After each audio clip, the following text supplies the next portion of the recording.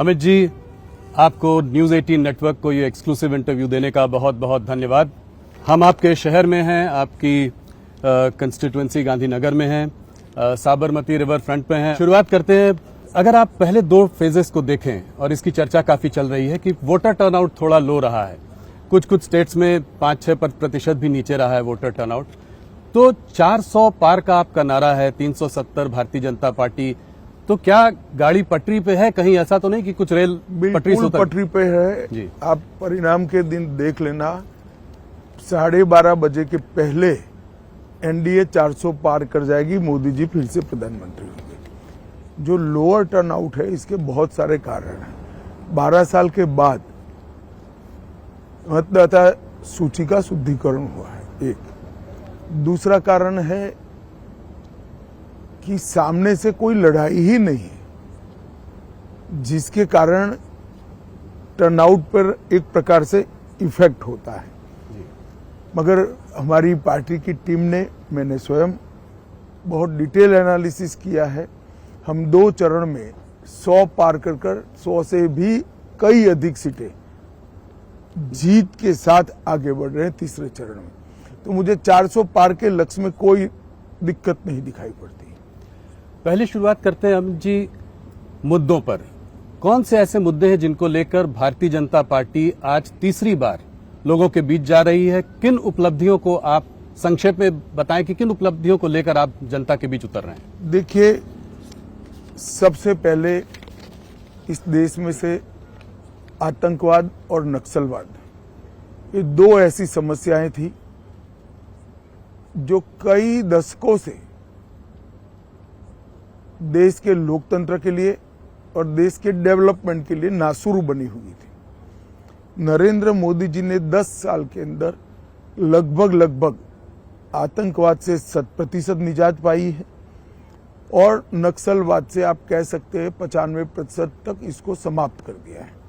आज बिहार, झारखंड, मध्य प्रदेश, उड़ीसा, तेलंगाना, आंध्र प्रदेश, महाराष्ट्र, ये 7 राज्यों में से नक्सलवाद पूर्ण रूप से समाप्त हो चुका है। छत्तीसगढ़ के 4 जिलों में बचा है, वहां पर भी अब भारतीय जनता पार्टी की सरकार बनी है, और विगत 3 महीनों के अंदर ही लगभग 100 नक्सलवादी मारे गए। मुझे पूरा विश्वास है मोदी जी के तीसरी बार प्रधानमंत्री बनने के बाद 1-2 साल में ही देश नक्सलवाद से मुक्ति पा लेगा। दूसरा बड़ा इश्यू है, देश की इकोनॉमी सब दृष्टि से चरमराई हुई थी।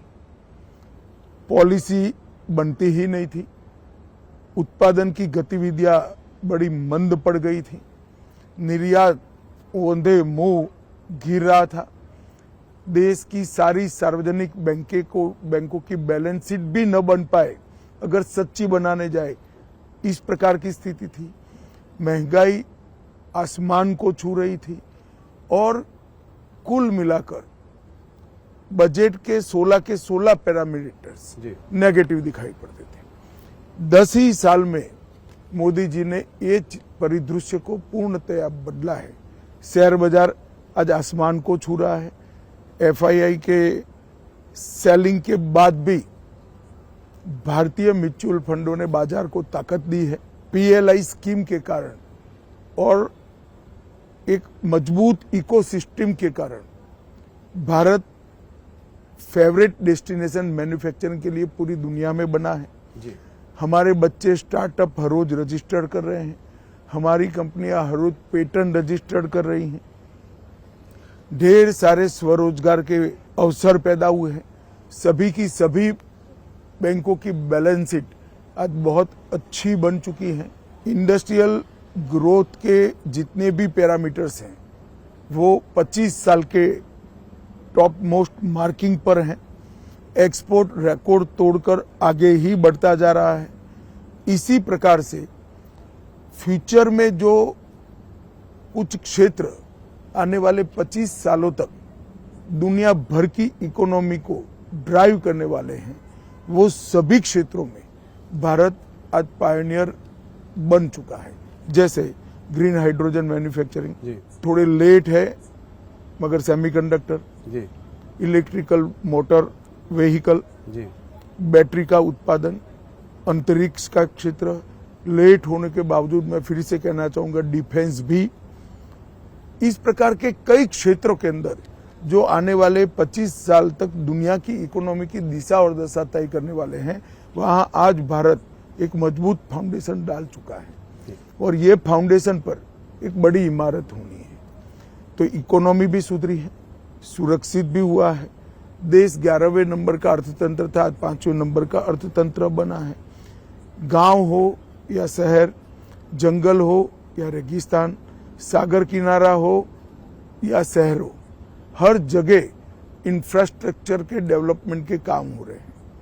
आज 10 लाख करोड़ का इंफ्रास्ट्रक्चर का खर्चा भारत के बजट में आम बात बन चुका है। जीएसटी कलेक्शन और डायरेक्ट टैक्स कलेक्शन अपने सारे रिकॉर्ड स्वयं ही तोड़ते जा रहे हैं। देश के अंदर सीमाओं को चौक चौबंद करने का काम भी नरेंद्र मोदी जी ने बहुत अच्छी तरीके से किया है। जनता में भारत का भविष्य उज्जवल है, इस प्रकार के विश्वास का निर्माण करने की नेतृत्व की जो जिम्मेदारी है, नरेंद्र मोदी जी को इसमें बहुत अच्छे तरीके से सफलता मिली है। जी आज पूरे 130 करोड़ लोग हम विश्व में सर्वप्रथम बन सकते हैं, ये आत्मविश्वास के साथ आगे बढ़ रहे हैं। हायर एजुकेशन हो, नई इकोनॉमी पॉलिसी हो, या फिर राम जन्मभूमि, धारा 370 हटाना, ट्रिपल तलाक समाप्त करना, यूसीसी हो, या देश के क्रिमिनल लॉ के अंदर आमूलचूल परिवर्तन करना हो, हर क्षेत्र के अंदर ये 10 साल स्वर्णिम अक्षरों से लिखे जाने वाले 10 साल। जनता भी ये फील कर रही है कि कोरोना जैसी महामारी को इतने अच्छे तरीके से लड़ा जा सका, वो केवल और केवल नरेंद्र मोदी जी का नेतृत्व